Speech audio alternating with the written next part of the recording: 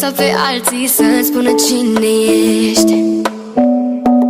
Uită-te în oglindă, spune o să reușești. Ești cel mai bun. Într-o lume în care e ușor să greșești.